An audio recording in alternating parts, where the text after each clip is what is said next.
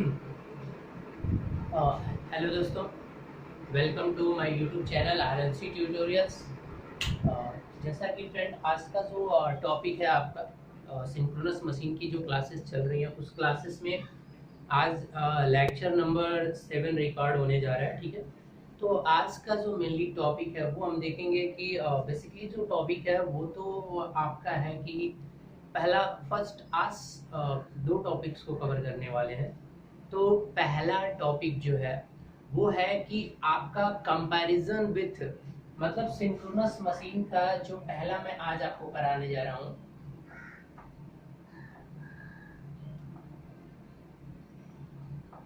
Comparison with transformer कि transformer से क्या कंपैरिजन है आपका सिंक्रोनस मशीन का।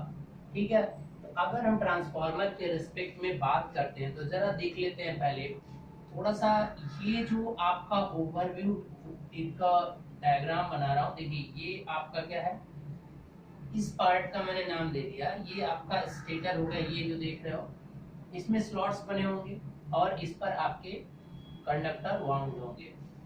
तो यहाँ पर जो कंडक्टर्स होंगे उनमें 3 फेज वाइंडिंग होगी। एक वाइंडिंग मान लीजिए यहाँ पर है, एक्चुअल में ये वाइंडिंग कुछ इस तरीके से नहीं होती है। तो कंस्ट्रक्शन कैसे होता है वो मैं आपको बता चुका हूँ। और यहाँ पर अगर मैं केवल 2 पोल को लेता हूँ तो कुछ इस तरीके का कंस्ट्रक्शन होता है। ठीक है, देखिए ध्यान से, आप अगर कंस्ट्रक्शन बनाएंगे 2 पोल का तो इस तरीके से कोई सा भी पोल ले लीजिए, इट डज नॉट मैटर कि आपने कौन सा पोल लिया है। तो ये अगर इधर नॉर्थ बनाना है इधर साउथ बनाना है तो ये तो केवल 4 है। इस पर आप क्या करोगे, एक कंडक्टर वायर, यहाँ पे कंसंट्रेटेड वाइंडिंग, हम सैलिएंट पोल टाइप का कंस्ट्रक्शन लिया है हमने। तो यहाँ पर क्या होगा, ये इस पॉइंट के चारों तरफ घूमने के लिए फ्री है। ठीक है, तो अब इस पर क्या कर दीजिए, यहाँ पर एक आप डीसी वोल्टेज लगा दीजिए। तो डीसी वोल्टेज लगाने से ये इसमें क्या होगा, फ्लक्स जनरेट होगा और वो एक रोटेटिंग आरएमएफ जनरेट होता है। जब इसको रोटेट कराओगे ये फ्लक्स क्या करेगा, रोटेट करेगा। तो ये आपका मेन फ्लक्स है, यानी यही मेन फ्लक्स आपका इस कोर में भी क्या होगा, डेवलप होगा। ठीक है, अब ये अगर फ्लक्स कोर में अगर जनरेट हो रहा है, ठीक है, तो अब यहाँ पर क्या होगा कि जैसे ही मान लीजिए एक सिंगल फेज लोड लगाया है तो एक वाइंडिंग के थ्रू आपका ये लोड लगेगा। तो यहाँ पर ऐसे सिंगल फेज, क्योंकि आपकी जो सेकेंडरी होती है वो मैंने कल बताया था कि मोस्टली वो स्टार कनेक्टेड होती है। तो सिंगल फेज लोडेड को भी आप बहुत अच्छे से सप्लाई कर सकते हो। तो जब आप ऐसा कर सकते हैं, सप्लाई कर सकते हैं, तो जैसे ही इस लोड को प्रोवाइड कराएंगे तो इसका खुद का भी अपना एमएमएफ आएगा। It means that comes to the armature reaction. यानी इस प्रोसेस से मैं आपको आर्मेचर रिएक्शन समझाने की कोशिश करता हूं। मेन टॉपिक है आपका armature reaction. Armature reaction, armature reaction होता क्या है, आर्मेचर रिएक्शन होता है मतलब सिंपल से डिफिनेशन कि the effect of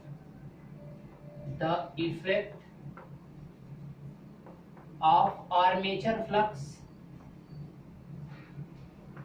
armature flux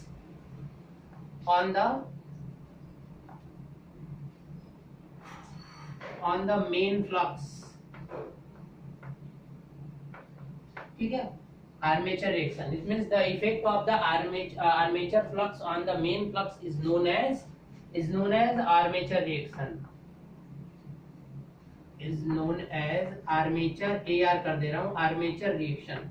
तो अगर डीसी मशीन से थोड़ी सी देखें तो डीसी मशीन में आपका क्या होता था, मैग्नेटाइजेशन डीमैग्नेटाइजेशन दोनों केस थोड़ा सा देखते थे, मतलब क्रॉस मैग्नेटाइजेशन और डीमैग्नेटाइजेशन, लेकिन मैग्नेटाइजेशन का कोई कॉन्सेप्ट नहीं आएगा। तो यहाँ पर जो फ्लक्स होगा अब वो किस तरीके का होगा, जो आर्मेचर फ्लक्स की 3 कंडीशंस यहाँ पर देखने को मिलेगी। कभी कभी ये आर्मेचर फ्लक्स क्या करेगा, अगर आपका आर्मेचर फ्लक्स जो है, ठीक है, मैं फाई ए लिख दूं, बार बार इसको लिखने का क्या है मतलब, अगर मैं इस तरह से लिख दे रहा हूं, अगर फाई ए मतलब आर्मेचर फ्लक्स अगर ये क्या कर रहा है, किसी तरीके से अगर सपोर्ट कर रहा है किसका, फाई एफ, मतलब ये मेन फ्लक्स है, फील्ड फ्लक्स को मैं इसको, ये मेरा मेन फ्लक्स है, ठीक है, ये आपका मेन फ्लक्स है, तो ये हमेशा याद रखिएगा। अगर ये सपोर्ट कर रहा है तो इसको बोला जाता है मैग्नेटाइजिंग इफेक्ट, मैग्नेटाइजिंग इफेक्ट, क्योंकि सिंक्रोनस मशीन में आपको ये सारे सारे मैग्नेटाइजिंग भी देखने को मिलेगा, मतलब सपोर्ट भी करेगा। तो आपने कहा था सर अभी तो आर्मेचर रिएक्शन है तो शायद अपोज ही करेगा, लेकिन कुछ कंडीशंस ऐसी आएंगी, अभी मैं कंडीशंस नहीं बताऊंगा, अभी आगे जस्ट डिस्कस आज ही की क्लास में करना है। दूसरा कंडीशन हो सकता है कि आपका फाई ए क्या करे, अपोज करे, फाई ए अपोज फाई एफ, तो उसको बोलते हैं डीमैग्नेटाइजिंग इफेक्ट। ये सारी चीजें आप डीसी मशीन से आप समझ चुके होंगे, इसीलिए डीसी मशीन में थोड़ा ज्यादा टाइम लगता है, वहाँ हर एक स्टार्टिंग की होती है मशीन, तो इसलिए हर एक पॉइंट को बहुत ज्यादा अंडरस्टैंड कराना होता है, ठीक है, ठीक है। तो ये इफेक्ट हो गया। अब एक आ जाएगा आपका क्रॉस, तो क्रॉस के बारे में तो जानते हो कि अगर फाई ए क्या कर दे रहा है, डिस्टॉर्ट कर दे रहा है, डिस्टॉर्ट द फाई एफ, ठीक है, तो उस कंडीशन में क्या होगा, cross magnetizing effect, cross magnetizing effect. तो in the case of synchronous machine ये तीन इफेक्ट देखने को मिल सकते हैं, तो सब कुछ डिपेंड करेगा कि आर्मेचर फ्लक्स पे। तो देखिए जो मेन फ्लक्स है तो इसकी भी वाइंडिंग कोर पर होती है, तो जो फ्लक्स इस एयर गैप में जनरेट होगा सेम वही फ्लक्स, यानी ये फाई एफ से दिखा रहे हैं, ये फील्ड फ्लक्स इसकी वजह से जनरेट हुआ, इसमें आई एफ आपने फ्लो कराया, तो ये क्या है, वीडीसी है। तो चूंकि आपका सबसे पहली तो अगर कंपैरिजन ट्रांसफार्मर से कर रहा हूं, तो यहाँ पर मैं थोड़ा सा बस लिख देना चाहूंगा कि देखिए पहले यहाँ पर मैं ज्यादा नहीं, मैं बस 2 या 3 चीजें जो मुझे जरूरत है वो मैं लिखूंगा। यहाँ पर सिंक्रोनस मशीन, देखिए ये तो पहले सिंगली एक्साइटेड होता है, सिंगली एक्साइटेड होता है या नहीं होता है, और ये क्या होता है, डबल एक्साइटेड होता है, क्योंकि देखिए एक बार ये क्या होता है, डबल एक्साइटेशन यहाँ पर प्रोवाइड होती है। मोटर के केस में अगर मोटर का सिंक्रोनस मोटर से बात करी तो ये आप यहाँ पर दीजिए मत, क्योंकि मैं सिंक्रोनस मशीन से करा रहा हूँ, तो डबल एक्साइटेशन तो केवल मोटर के केस में आएगा ना बेटा, ठीक है, तो ये वाला आप मत दीजिए, क्योंकि डबल यहाँ पर तो एक ही एक्साइटेशन है, आपको कहोगे सर हमने एक ही एक्साइटेशन दे रखा है। और ये जो सॉफ्ट होता है, इस सॉफ्ट को क्या किया जाता है, ओमेगा स्पीड से रन कराया जाता है, इसका सॉफ्ट किसी प्राइम मूवर से कनेक्टेड होता है और इसको रोटेट कराया जाता है, ठीक है। तो ट्रांसफार्मर का जो मेन, देखिए सबसे पहले ट्रांसफार्मर जो होता है आपका कांस्टेंट फ्लक्स डिवाइस होती है, बस इसी चीज से मुझे मतलब है, यहाँ पर कांस्टेंट फ्लक्स डिवाइस होती है। आपने देखा था कि जब आप लोड भी लगा रहे थे तब भी नो लोड वाला फ्लक्स ही ट्रांसफार्मर पे अवेलेबल होता है, तो ये कांस्टेंट फ्लक्स होती है, और ये क्या होती है, वेरिएबल फ्लक्स होती है, variable flux device, variable flux device. तो डिवाइस का मतलब सिम मशीन हो गया। तो इस केस में आपको ये भी चाहिए था कि वेरिएबल फ्लक्स मशीन तो होती है, but for given excitation, for given excitation, ठीक है। देखिए क्या होगा, मैं इस केस में बताता हूं। जैसे ही मैं इसको यहाँ पर कनेक्ट कर दूंगा तो यहाँ से करंट जाने लगेगा IA, चलिए आर्मेचर रिएक्शन, उसकी वजह से इसका खुद का क्या हो जाएगा, फ्लक्स बनेगा, यहाँ से फाई ए जनरेट हो जाएगा। जैसे ही करंट जाएगी तो इसका एमएमएफ बनेगा, और एमएमएफ बनने की वजह से अपना ये खुद का एक फ्लक्स बनाएगा। अब डिपेंड करेगा कि ये इसका खुद का जो फ्लक्स है वो सपोर्ट करेगा, अपोज करेगा या डिस्टॉर्ट करेगा, ये डिपेंड करेगा कि आपने यहाँ पर लोड कैसा लगाया है, ठीक है। तो उससे पहले हम थोड़ा सा समझ लेते हैं कि आपका जो सिंक्रोनस मशीन होता है वो एक वेरिएबल फ्लक्स कैसे होता है। देखिए जैसे ही ये तो आपका फिक्स एक्साइटेशन फिक्स करने का मतलब ये होता है कि आप जो इसके स्टेटर रोटर पे जो डीसी वोल्टेज दे रहे हो उसको आपने फिक्स कर दिया, एक्साइटेशन फिक्स करने का मतलब ये हो गया। अब क्या करिए कि जैसे इसे घुमा रहे हैं कि स्पीड से, तो इसमें कुछ फ्लक्स आया, अब जैसे ही आप क्या करोगे कि ये क्या करेगा, इसके फ्लक्स की वजह से क्या हो रहा था, ट्रांसफार्मर में तो कुछ अलग केस हो रहा था, यहाँ पर अब ये फ्लक्स मान लीजिए डीमैग्नेटाइजिंग इफेक्ट हो रहा है, लेट अस अज्यूम कि वैसे तो ये अधिक भी कर सकता है, तो वेरिएबल होने का तो मान लीजिए कि ये कम कर रहा है, ये जो अब इसकी वजह से ये जो फाई एफ इसमें हुआ है, अब इसकी वजह से जो जनरेट होगा फाई ए, मान लीजिए कि ये इसका अपोज कर रहा है, तो जो फाई रिजल्टेंट हो जाएगा वो क्या हो जाएगा, रिड्यूस कर जाएगा इसके अंदर, यानी क्या हो जाएगा कि अब देखिए रिडक्शन हो गया, तो इसका मतलब अब फ्लक्स कांस्टेंट नहीं रह जाएगा। अगर ट्रांसफार्मर रहता है तो इसका बैक मतलब इसकी वजह से इसमें भी इंड्यूस ईएमएफ स्क्वायर पे होता है, क्योंकि वो सेम एक ही पोल पे होते हैं, अलग कॉन्सेप्ट होता है, लेकिन यहाँ पर कुछ भी ऐसा देखने को आपको नहीं मिलेगा। ठीक है, तो जब यहाँ पर ऐसी चीजें देखने को नहीं मिलेंगी तो आपका ये वेरिएबल फ्लक्स डिवाइस है, बस इतनी चीजें आप समझ लीजिए, जबकि ट्रांसफार्मर क्या होता है, कांस्टेंट फ्लक्स डिवाइस होती है। तो अब यहाँ से मुझे बस यही चीजें बताने की, बेसिकली तो चलना था आर्मेचर।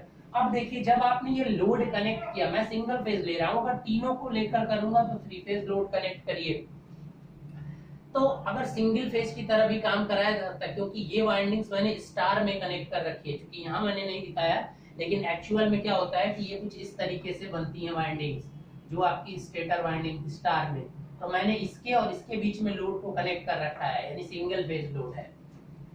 तो अब सिंगल फेज से ही समझिए कि चलिए अब हम लोड को लैगिंग, लीडिंग और इस तरीके से बनाते हैं, और फिर हम समझते हैं कि क्या होगा। ठीक है, तो एक हम सिंगल फेज वाइंडिंग को लेते हैं और फिर हम वहां से आपको सारी की सारी चीजें, इसका आप एक स्क्रीनशॉट ले लीजिए। ठीक है,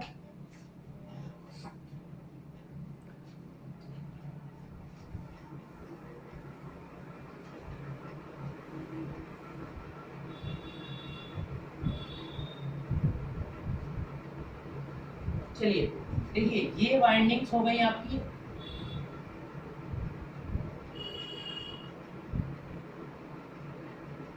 यहाँ पर मैंने क्या किया, एक लोड कनेक्ट किया, सिंगल फेज लेके चल रहे हैं, कोई दिक्कत नहीं है।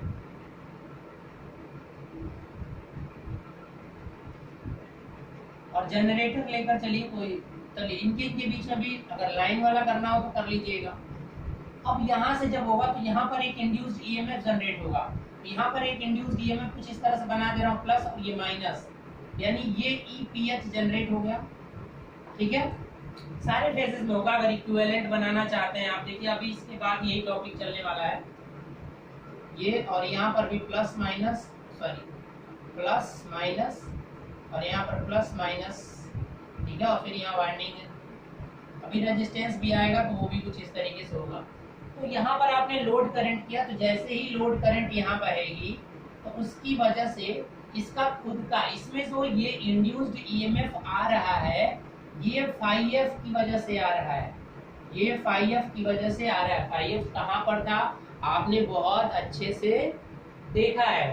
तो चलिए अब आप एक काम करिए कि जो यहाँ पर इसके थोड़ा सा जो वोल्टेज होगा, अब वो तो होगा V, तो अब मान लीजिए कि, और ये वी पीएच मान लीजिए, मतलब फेज मैं लिख दे रहा हूँ, फेज वैल्यू है, क्योंकि मैं सिंगल फेज को लेकर बना रहा हूँ। तो चलिए इन तीनों केसेस को समझते हैं कि किस तरीके से आपका रिएक्शन होगा। एक बात बताइए कि अगर मैं आपसे बोल दूं कि अगर नो लोड है, पहला कंडीशन तो आ जाइए कि नो लोड पे, यानी ये आपने लोड भी नहीं लगाया है, तो क्या होगा, फाई एफ तो आएगा ना बेटा, फाई एफ फील्ड फ्लक्स तो होगी। ठीक है, और उसकी वजह से इस कॉइल में ये इंड्यूस्ड ईएमएफ जरूर आएगा, तो इसको बस ई से दिखा दीजिए, फेज और लाइन दिखाने की जरूरत नहीं है। यानी ये इंड्यूस्ड ईएमएफ आएगा या नहीं आएगा, फाई एफ की वजह से ईएफ, मतलब मैंने इसको ईएफ दिखा दिया, और ये हमेशा 90 डिग्री क्या करता है, लैग करता है, ये सबको पता है, ट्रांसफार्मर में भी पढ़ते आ रहे हो। तो यहाँ पर फील्ड आया, मान लो ये एयर गैप में, एयर गैप का यहाँ पर फाई एफ आया, तो फाई एफ की वजह से इसमें इंड्यूस्ड ईएमएफ आ जाएगा, लेकिन इंड्यूस्ड करंट तब तक नहीं फ्लो होगी जब तक कि आप यहाँ पर कोई लोड नहीं लगाएंगे। लेकिन जैसे ही आप लोड लगाएंगे तो करंट फ्लो हो जाएगा। तो नो लोड पर तो आपने ये देख लिया। अब चलिए हम लोड को निकालते हैं, तो वहां पर कोई आर्मेचर रिएक्शन नहीं होगा। नो लोड पर क्या होगा, no armature reaction, no armature reaction. क्यों भैया आर्मेचर रिएक्शन क्यों नहीं होगा, बिकॉज आर्मेचर रिएक्शन, रिएक्शन तो तब होगा ना जब कोई अपोजिंग वाला फैक्टर आएगा। जब अपोजिंग का फैक्टर आएगा ही नहीं तो रिएक्शन होगा ही नहीं। चलिए अब लोड करिए, क्योंकि अब यहाँ पर लोडिंग करने के लिए आप क्या, ये एसी सप्लाई जा रही है, तो अब लोड करने के लिए या तो लैगिंग लोड कर सकते हो, लीडिंग लोड या यूनिटी पावर फैक्टर। तो तीनों को देखते हैं और तीनों में देखते हैं कि आर्मेचर जो रिजल्टेंट फ्लक्स इधर की तरफ शिफ्ट होता है। तो चलिए अब ये मैं मिटाता हूँ, थोड़ा सा सारे डायग्राम को मिटा देता हूँ और एक एक करके तीनों एक ही बार में देख लेते हैं। तो नो लोड पर तो आर्मेचर रिएक्शन नहीं देखने को मिलेगा, because you will got only the induced EMF, you can't get the induced current. If there is no current, then no armature flux, and no armature flux, then no armature reaction. Now take the case 1 and connect a, I am taking an example of the generator. सबसे पहली बात कि मैं reference यहाँ पर किसको लेके चल रहा हूँ, जनरेटर को। पहली बात तो ये, चलिए मोटर, अब सिंक्रोनस मोटर नहीं है आपका, क्या रेफरेंस किसको लिया मैंने, यहाँ पर एक रेफरेंस लेना पड़ता है, वो रेफरेंस है आपका सिंक्रोनस जनरेटर। ये बात याद रखिएगा, जो भी ये करने जा रहा हूँ जनरेटर के लिए करने जा रहा हूँ। अब केस 1 अप्लाई करिए। Case first, connect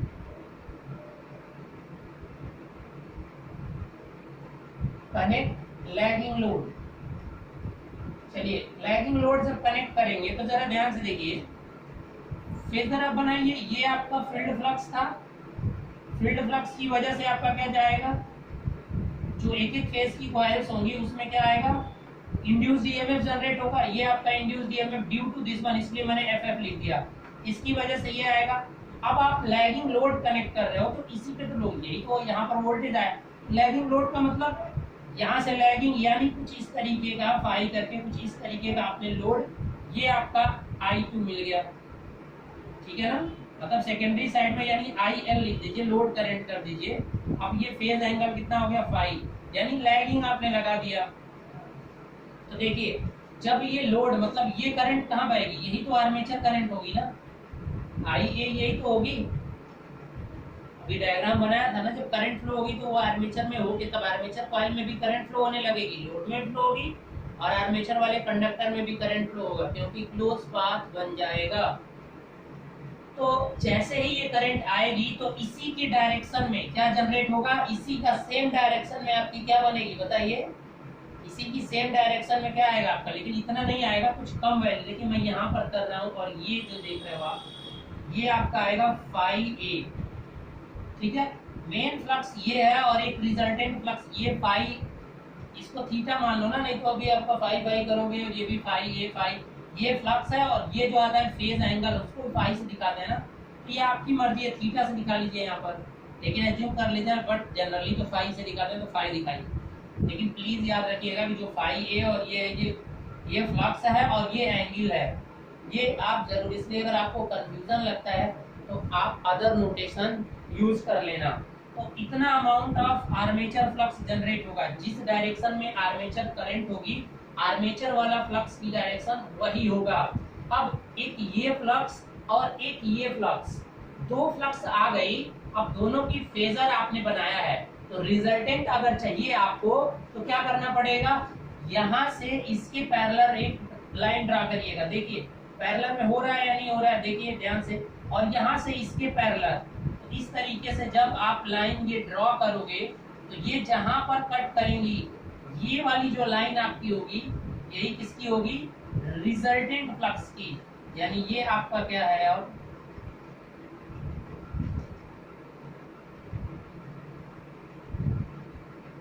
resultant flux, यानी आर्मेचर के आने की वजह से जो रिजल्टेंट, देखिए मेन फ्लक्स अगर इससे मैं यहाँ पर कर दूं तो जो मेन फ्लक्स, और यहाँ आपको दिख रहा है कि जो फाई आर है वो लेस देन है किससे, फाई एफ से। तो अगर लेस देन है तो यहाँ पर कौन सा इफेक्ट आपको देखने को मिलेगा, मतलब ये क्या कर रहा है, अपोज कर रहा है। मतलब ये हुआ कि फाई ए आपका फाई एफ का क्या कर रहा है, अपोज कर रहा है, तभी तो ये कम हो गया ना। कोई चीज कम हो रही है इसका मतलब अपोज हो रहा है। तो अब यहाँ पर कौन सा इफेक्ट देखने को मिलेगा, यहाँ पर आपको कौन सा इफेक्ट देखने को मिलेगा, जब आपने लैगिंग लगा दिया है, लैगिंग लगाया तो इसकी वजह से यहाँ पर देखने को मिल रहा है कि इफेक्ट जो आया है वो कौन सा आया है? Demagnetising effect.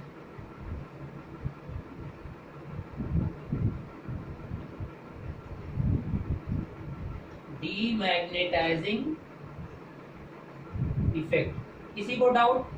और मैं कह रहा हूं ना, इसी को रेफरेंस, जनरेटर की बात हो रही है, अभी मोटर में बताऊंगा क्या करना है, ठीक है। तो अब यहाँ पर जो रिजल्टेंट फ्लक्स आएगा, अब वो क्या आएगा, क्योंकि दूसरा कलर चाक है नहीं, देखिए जो रिजल्टेंट फ्लक्स आएगा वो इससे 90 डिग्री पे होगा। बात आ रही समझ में? तो वो कहां पर आएगा, लगभग इसका 90 डिग्री कुछ इस तरीके से बनेगा। और ये पॉइंट जो देख रहे हो ये क्या आएगा, ER, मतलब रिजल्टेंट इंड्यूस्ड ईएमएफ, इसके बीच का मतलब 90 डिग्री। तो इस तरीके का आपका बनेगा। और यहाँ से आप देख सकते हो कि डीमैग्नेटाइजिंग इफेक्ट आपको देखने को मिलेगा। डायरेक्शन हमने जो रोटेट कर रहा है, फ्रीक्वेंसी को ओमेगा हमने इधर ले रखा है, उसके रिस्पेक्ट में ये फेजर बना दिया है, ठीक है।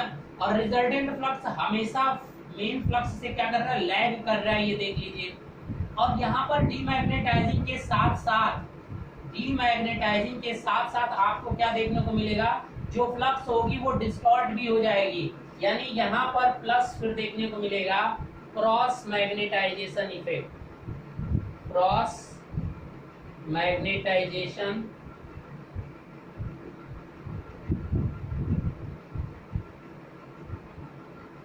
इफेक्ट, यानी डिस्टॉर्शन भी आपको फ्लक्स में देखने को मिलेगा, ठीक है।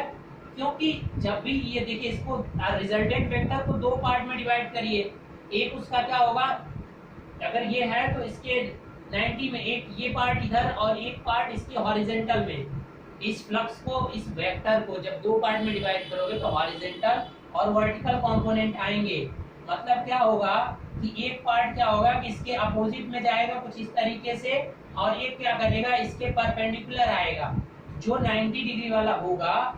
तो इसका मतलब जब इस तरह से कोई वेक्टर मिलेगा तो इसका मतलब ये दोनों इफेक्ट रिप्रेजेंट कर रहा है। अगर आपको ज्यादा समझना है तो मैंने आपको डीसी वाले में बता रखा है। तो यहाँ पर तो अब इसी चीज को आप याद रखिएगा और कभी मत, अगर लैग लोड है जनरेटर को आपने लैग लोड दिया है, तो यहाँ पर देखिए जो रिजल्टेंट फ्लक्स है, ये कांस्टेंट फ्लक्स मशीन होती नहीं है, पहले ही बता चुका हूँ। तो अब फ्लक्स क्या हो गया, घट गया, और उसकी वजह से डीमैग्नेटाइजिंग इफेक्ट प्रोड्यूस होगा और इसका फ्लक्स में भी डिस्टॉर्शन देखने को मिलेगा। इसको दो पार्ट में डिवाइड कर दीजिए तो आपको समझ में आ जाएगा, ठीक है। एक क्या होगा, इसके परपेंडिकुलर इस पर मिलेगा, और एक क्या होगा, इसके जस्ट यहाँ पर अपोजिशन में दिखेगा एक फैक्टर। इसके जब दो कंपोनेंट करोगे तो एक इधर जाएगा और एक क्या आएगा, इस वाले से 90 डिग्री नीचे आएगा, समझ रहे हैं ना, इससे। तो उस समय आप समझ सकते हैं दो कंपोनेंट होने का मतलब होता है कि एक कंपोनेंट डीमैग्नेटाइजिंग और दूसरा कंपोनेंट जो 90 डिग्री पर होता है उसे क्रॉस मैग्नेटाइजिंग इफेक्ट बोलते हैं, ठीक है ना। तो अब ये चीजें आपको मिल गई देखने को, यानी 90 डिग्री पे अगर हुआ तो क्रॉस मैग्नेटाइजेशन। अब इसी में एक और केस देखना है, इसी केस का दूसरा पार्ट, चलिए आगे कर दे case 2। Zero power factor lag करना है, मतलब प्योर इंडक्टर। चलिए केस 2 कर लेते हैं, इसी में फिर समझते हैं। अब आ जाइए केस 2।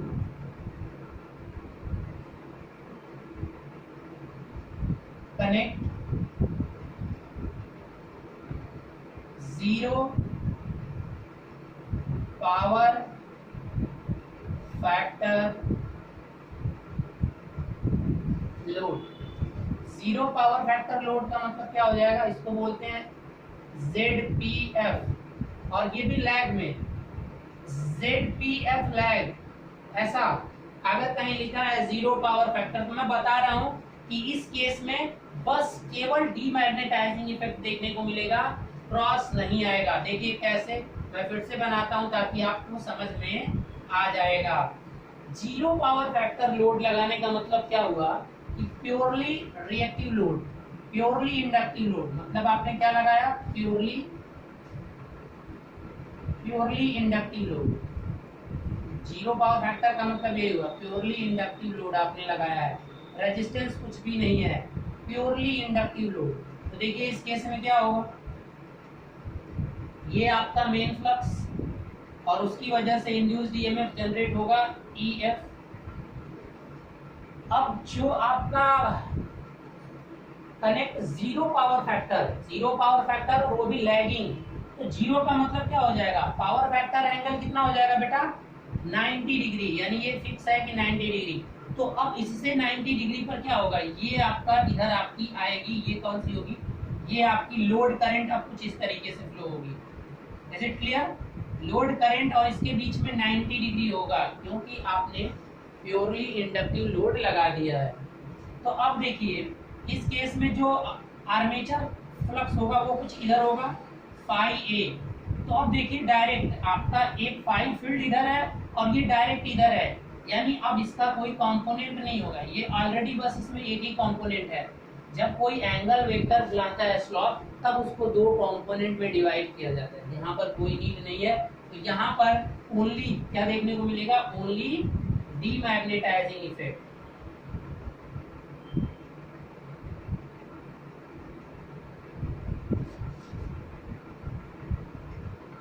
Only demagnetising effect. अगर जीरो पावर फैक्टर हो गया तो बताया था आपसे कि आपको क्रॉस वाला चीज क्या हो जाएगी, एंड हो जाएगी और इस तरीके से आपको मिलेगा, ठीक है ना? Is it clear? अब रिजल्टेंट फ्लक्स, रिजल्टेंट अगर दिखाना है तो क्या हो जाएगा फाई ए, और ये तो रिजल्टेंट आपका इसी डायरेक्शन में ही रहेगा, बस इससे थोड़ा सा क्या हो जाएगा, कम हो जाएगा। यानी ई आर अगर नहीं बदल रहा है, ई आर की डायरेक्शन अगर इसी पर है, रिजल्टेंट ई आर जो है वो कुछ इस तरीके का हो जाएगा। समझ रहे हैं ना? क्योंकि इसका और इसका रिजल्टेंट फिर होगा इसी डायरेक्शन में, तो इसकी डायरेक्शन नहीं बदलेगी, बस इसकी वैल्यू इससे क्या हो जाएगी, थोड़ी सी घट जाएगी। तो इसकी वजह से क्या होगा कि मतलब अगर ई आर की डायरेक्शन नहीं चेंज हुई पहले रिस्पेक्ट में तो क्रॉस मैग्नेटाइजेशन नहीं आएगा। ये भी इस तरीके से भी आप समझ सकते हैं। तो समझ में आ गया दो केसेस। चलिए अब तीसरा केसेस हम चलते हैं। तीन केसेस, दो केसेस तो हो गए, अब तीसरा केसेस चल रहे हैं। अब हम लोड को क्या कर रहे हैं, यूनिटी पावर फैक्टर लोड लगा रहे हैं, यूपीएफ लोड लगाइए। Case 3, case 3। बहुत क्वेश्चन आते हैं छोटे छोटे, बता रहा हूं मैं आपसे, हर एग्जामिनेशन में इस टॉपिक से बहुत ढेर सारे क्वेश्चन आते हैं। तो बहुत चीजें आपको देखनी पड़ती है कि मोटर का केस है कि जनरेटर का। अभी तो मैं जनरेटर बता रहा हूँ, मोटर में क्या करना है अभी बता दूंगा मैं। Case 3 UPF load. चलिए यूपीएफ लोड लगाने का मतलब क्या हुआ, पहले फील्ड करंट, फील्ड फ्लक्स तो आएगा ही, फील्ड फ्लक्स की वजह से ईएफ जनरेट होगा। अब अगर यूपीएफ मतलब अब जो करंट और जा रही है वो सेम इसी डायरेक्शन में जाएगी, मतलब अब कुछ इस तरीके से आपका आईए आर्मेचर करंट और आपका ये जो फील्ड फ्लक्स था ये अब क्या होंगे, इसी डायरेक्शन में होंगे, ठीक है? तो जब इसी डायरेक्शन में होगा तो अब इसका रिजल्टेंट निकाल दीजिए। ये आर्मेचर करंट हुआ तो इसी डायरेक्शन में होगी आपकी फाई ए, आर्मेचर फ्लक्स भी तो आएगा ना इसकी वजह से, तो उसकी डायरेक्शन तो इसी पर होगी। तो अब इसका और इसका रिजल्टेंट ले लीजिए, यहाँ से देखिए, यहाँ से सीधे ऐसे बनाइए, ऐसे सीधे, और ये आपका यहाँ, तो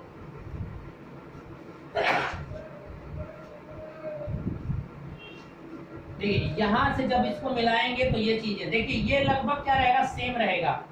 यानी जो फाई रिजल्टेंट आया है वो लैग तो करेगा लेकिन ना तो डीमैग्नेटाइज, देखिए कम नहीं हो रहा है। जो आपकी फील्ड थी ये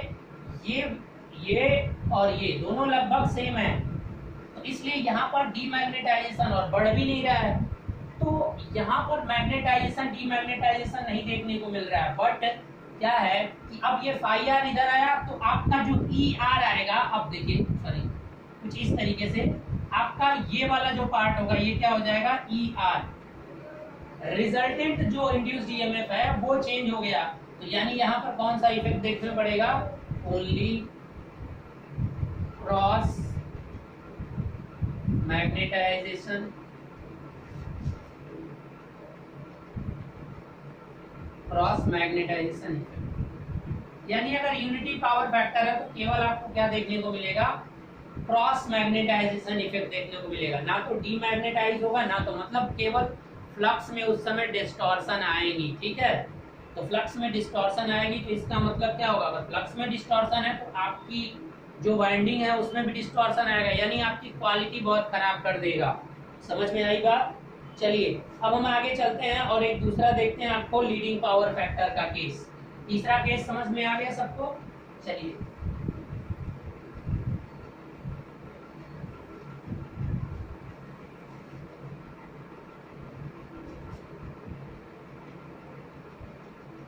केस 3 तो हो गया ना, 4।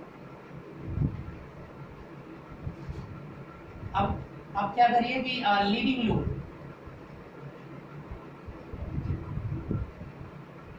लीडिंग लोड कनेक्ट करिए आप अपने जनरेटर पे। तो जब लीडिंग लोड कनेक्ट करेंगे तो देखिए ये फील्ड फ्लक्स, इसकी वजह से आपके कॉइल्स में क्या आएगा, इंड्यूस्ड ईएमएफ आएगा।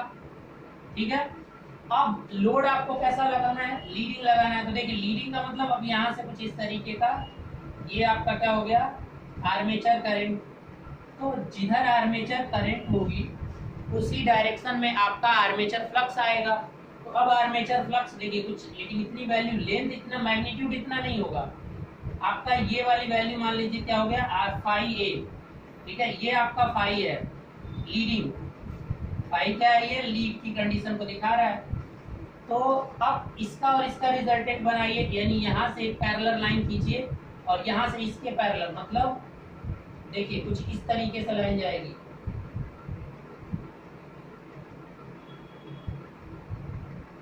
दो वेक्टरों का सम कैसे किया जाता है, यहाँ से इसके पैरेलल और यहाँ से इसके पैरेलल लाइन खींचिए, जहाँ पे वो कट करेंगे वही क्या होगी, यानी ये आपका क्या हो गया, फाई रिजल्टेंट। और तो फाई रिजल्टेंट इधर है तो आपका जो ई आर आएगा वो भी क्या आ जाएगा, इस डायरेक्शन में आ जाएगा, मतलब इससे 90 डिग्री पर। समझ रहे हैं? थोड़ा सा इधर करिए, यानी कुछ इस तरीके से ये आपका क्या आएगा, रिजल्टेंट। तो यानी अगर आपका ये भी शिफ्ट हो गया, इंड्यूस्ड ईएमएफ मतलब क्रॉस मैग्नेटाइजेशन भी आपको देखने को मिल रहा है। तो यहाँ पर सबसे पहले तो क्या मिला, cross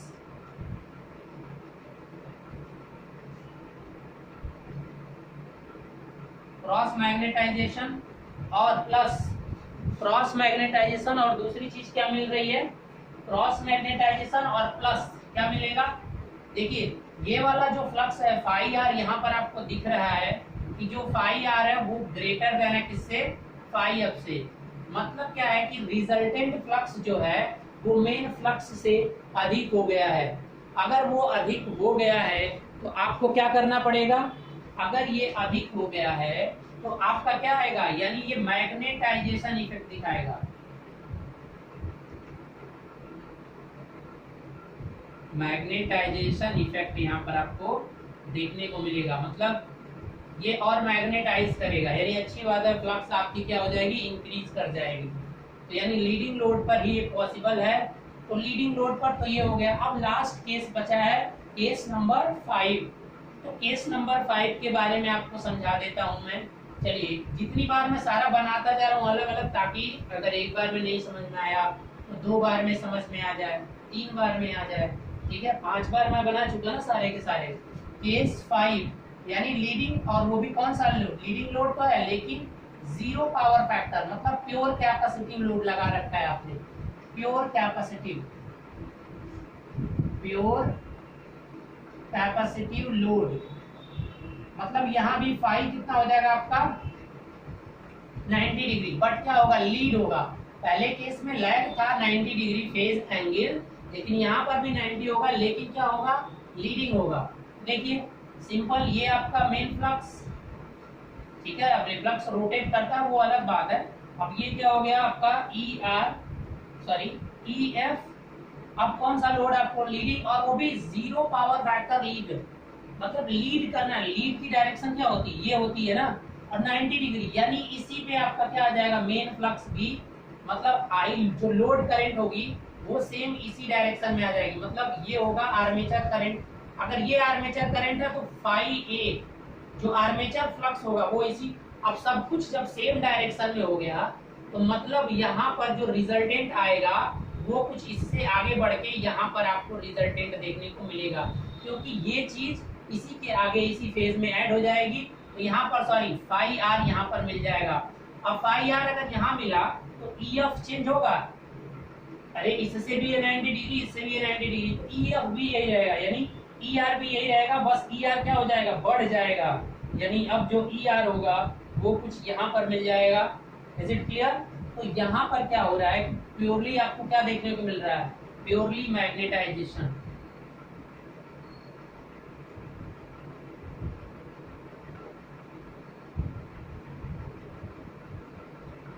purely magnetization effect, spelling देख लेना थोड़ा सा। तो प्योरली मैग्नेटाइजेशन इफेक्ट यहाँ पर देखने को मिलेगा, मतलब रिजल्टेंट फ्लक्स यहाँ पर क्या हो जाएगा, ग्रेटर देन तो होगा ही, साथ में क्रॉस मैग्नेटाइजेशन देखने को यहाँ पर नहीं मिलेगा। Is it clear? टोटली पूरा का पूरा मैग्नेटाइजेशन इफेक्ट मिलेगा अगर जीरो पावर फैक्टर लोड आपने लगा दिया। अब देखिए, अब मैंने आपको क्या बताया कि इसमें बहुत सारे स्टूडेंट्स कंफ्यूज होते हैं जब जनरेटर और मोटर का केस लेता है। तो अब मैं एक आपको टेबल प्रोवाइड करा रहा हूं और उस टेबल से याद भी नहीं करना है, मैं आपसे बस इतना कहना चाहूंगा कि जनरेटर होता है ना बेटा, जनरेटर को याद रखिए कि जब लैगिंग लोड होगा तो श्योर है क्या, डीमैग्नेटाइजेशन होना है, ये चीज मुझे याद है। बाकी इसी को मैं रेफरेंस करके और सबको याद करता हूँ। देखिए मैं अपना एक रेफरेंस बनाता हूँ, किसको, जनरेटर को, और उसमें भी मैं लैग वाले को, क्योंकि मैक्सिमम लैगिंग लोड होते हैं, तो लैग लोड में हमेशा क्या आता है, डीमैग्नेटाइजेशन, ठीक है, और प्लस क्रॉस, ठीक है। तो अब इसके थ्रू मैं देखिए बना देता हूँ। तो अब यहाँ पर अगर मान लीजिए कि लैग लोड हो गया, एक टेबल बना दे रहा हूँ लेकिन आप इसे, चलिए पहले लैग पर हो गया, तो ये आपका जनरेटर और ये आपका क्या हो गया, मोटर। लेकिन ये आप जरूर याद रखिए, रेफरेंस एक बनाइएगा, क्योंकि ऐसे कंपैरिजन करके याद करोगे तो फिर बार बार भूलता रहेगा। आपको ये पता है कि इसमें डीमैग्नेटाइजेशन, तो यहाँ पर लिख लीजिए कि अगर लैग है तो क्या आएगा, डीमैग्नेटाइजेशन प्लस क्या आएगा, आगे लिख लेना एक क्रॉस, और मैग्नेटाइजेशन हर जगह लिखते जाना आगे, ठीक है, क्रॉस मैग्नेटाइजेशन, ठीक है। लैग, अगर जनरेटर के केस में लैग में अगर ये आया है ना बेटा, पहले जनरेटर का पूरा लिख लीजिए। अब JPF लैग अगर कर दीजिए तो क्या आता है, क्रॉस हट जाएगा, यानी प्योरली क्या हो जाएगा, ओनली डीमैग्नेटाइजेशन, ठीक है। अब आ जाइए लीड पे, लीड आएगा तो क्या आएगा, मैग्नेटाइजेशन प्लस क्रॉस मैग्नेटाइजेशन। अब जीरो पावर फैक्टर लीड कर दीजिए तो क्या हो जाएगा, ओनली मैग्नेटाइजेशन, ठीक है। अब यूपीएफ कर दीजिए, यूपीएफ पे क्या होगा, ओनली क्रॉस। ये तो अभी आपने देखा।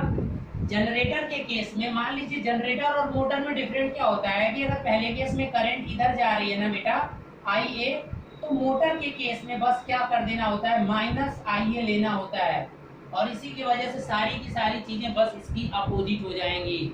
बात आई समझ में? पहले तो आप इसको याद करने का तरीका देख लीजिए कि जो यहाँ लैग में होगा वो यहाँ क्या होगा, लीड में होगा, यानी यहाँ लैग में अगर डीमैग्नेटाइजेशन प्लस क्रॉस हो रहा है तो यहाँ पर क्या होगा, मैग्नेटाइजेशन प्लस क्रॉस होगा, ठीक है। अब ये ओनली डीमैग्नेटाइजेशन है तो यहाँ पर क्या हो जाएगा, ओनली मैग्नेटाइजेशन, क्लियर है। यहाँ पर मैग्नेटाइजेशन हो रहा है तो अब डीमैग्नेटाइजेशन हो जाएगा, अपोजिट। अभी मैं एक दिखा दूंगा आपको कैसे हो रहा है, प्लस क्रॉस। अब यहाँ पर ओनली मैग्नेटाइजेशन तो यहाँ पर क्या हो जाएगा, only demagnetization. Is it clear? यहाँ पर ओनली क्रॉस, ये तो यहाँ भी वही रहेगा, सेम ओनली क्रॉस। यूपीएफ में दोनों के केस में क्या रहेगा, सेम रहेगा।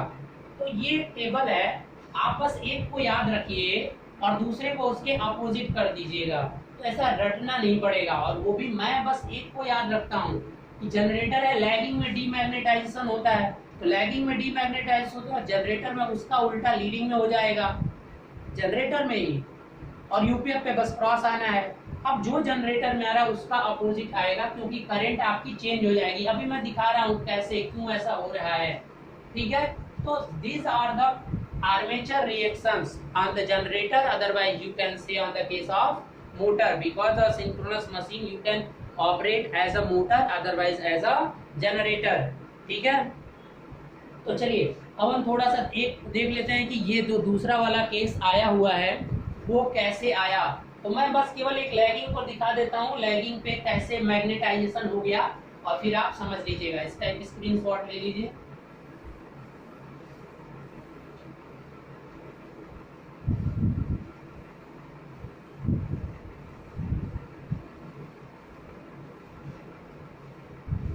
देखिए अब मोटर का मतलब सिंगल फेज की बात करते हैं तो इस तरह से कॉइल्स लगी होती हैं, यहाँ आपकी कॉइल्स होंगी।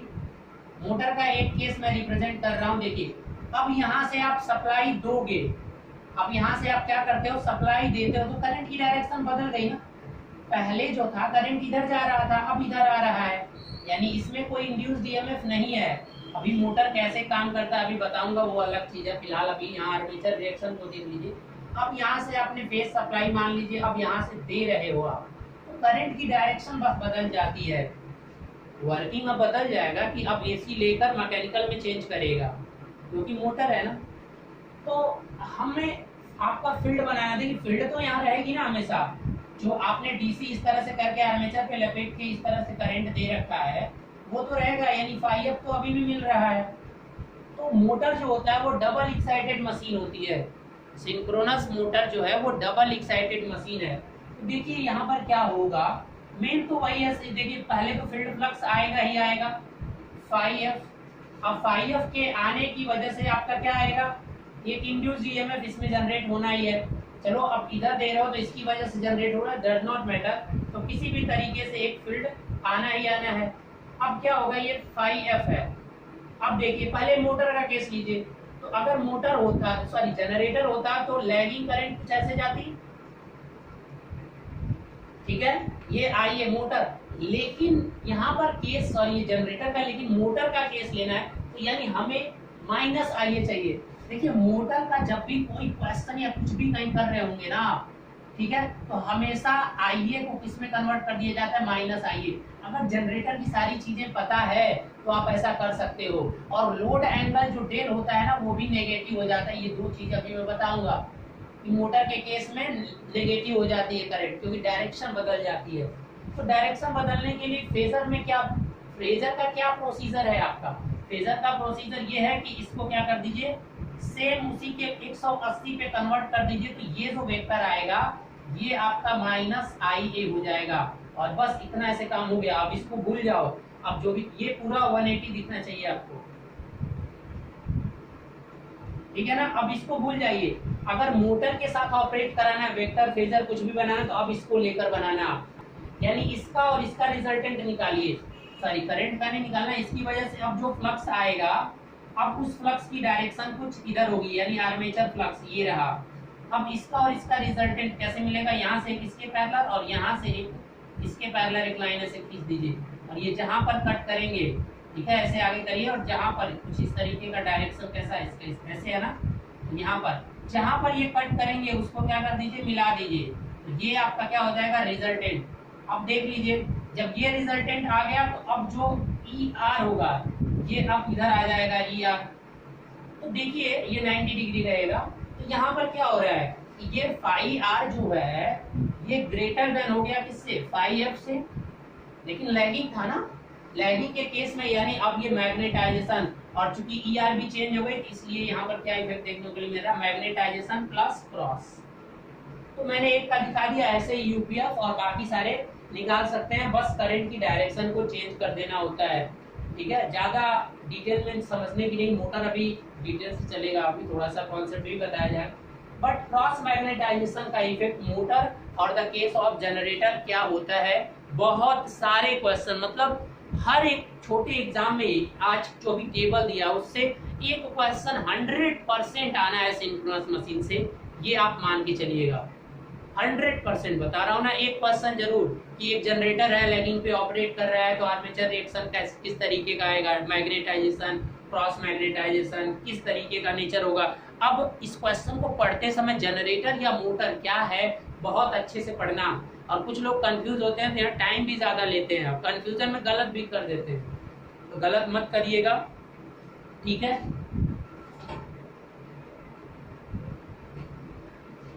क्लियर है।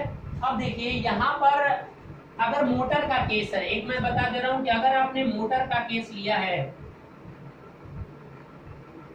तो always phi are always leads phi F. देखिए लेकिन मोटर के हर एक केस में, लेकिन जनरेटर का केस अगर आपने लिया है, एक और क्वेश्चन आता है यहाँ से कि अगर जनरेटर है तो वहां पर इवन दो लोड कुछ भी हो, लीडिंग, लैगिंग, जेपीएफ कुछ भी हो, बट जो फाई रिजल्टेंट होता है वो हमेशा क्या करता है, लैग करता है किससे, मेन फील्ड से, लैग्स फाई एफ। ये इन द केस ऑफ जनरेटर ये होता है, और इसको याद रखिएगा, कोई भी केस हो उसको मतलब ही नहीं है लीडिंग लैगिंग। अगर आपको ये देखना है तो आप तीनों डायग्राम जो पीछे बनाया था पांचों, उसमें देख लीजिए कि हमेशा फाई आर फाई एफ से नीचे ही होगा, मतलब हमेशा लैग करता हुआ दिखेगा, चाहे मैग्नेटाइजेशन को चाहे कोई भी इफेक्ट रिप्रेजेंट कर रहा हो। तो गाइस ये सारे क्वेश्चंस होते हैं जो कि आपसे एग्जाम में आते हैं, अब इतना डिटेल उनको जानना जरूरी नहीं है, ठीक है। चलिए अब आगे का टॉपिक देखते हैं क्या है। तो आगे की टॉपिक, अब इस ब्रांच में तो कुछ अभी वैसे बचा नहीं है, ठीक है ना। चलिए हाँ ये तो हो गया आपका कवर है। अब आपको पढ़ना है इक्विवेलेंट सर्किट पढ़ना है, ठीक है। तो अभी इस क्लास कितना टाइम हो, चलिए अभी रहने देते हैं। तो आज की वीडियो में इतना ही। आर्मेचर रिएक्शन आपने देख लिया कि मशीन में क्या हो सकता है, क्या इफेक्ट कर सकता है आपका आर्मेचर वाला फ्लक्स मेन फ्लक्स पे। तो अब हम कल देखेंगे इक्विवेलेंट सर्किट। अगली जो क्लास होने वाली है गाइस वो होगी आपकी इक्विवेलेंट सर्किट पे, ठीक है, कि किस तरीके से एक अल्टरनेटर का इक्विवेलेंट सर्किट। अब ये आर्मेचर रिएक्शन, इसकी वजह से एक लीकेज इंपेडेंस हम एज्यूम कर लेंगे और वो अगले क्लास में कवर करेंगे what is the equivalent circuit. So please guys share and like this video, ज़्यादा से ज़्यादा तक पहुँचा